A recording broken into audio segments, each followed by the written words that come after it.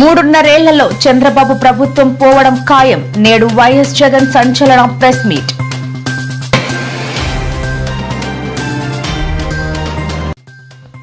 కాంగ్రెస్ సర్కార్ పనితీరుపై మండిపడ్డ కేటీఆర్, పల్లెల్లో సాగునీళ్లు లేవు, పట్నంలో తాగునీళ్లు లేవు అంటూ ధ్వజం.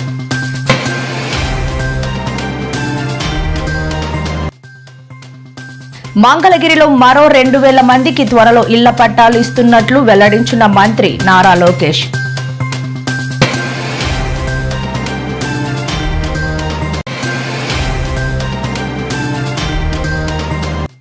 అధికారంలో ఉండగా లేని ఆరాటం ఇవాళ వచ్చిందా అంటూ బీఆర్ఎస్ కు స్ట్రాంగ్ కౌంటర్ ఇచ్చిన మంత్రి శ్రీధర్ బాబు.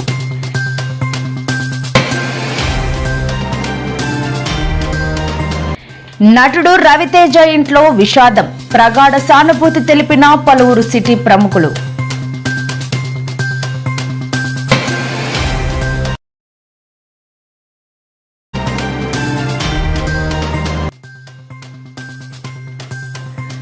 మోగల్లులో అమానవీయ ఘటన. మహిళను చెట్టుకు కట్టేసి రాత్రంతా చిత్రహింసలు.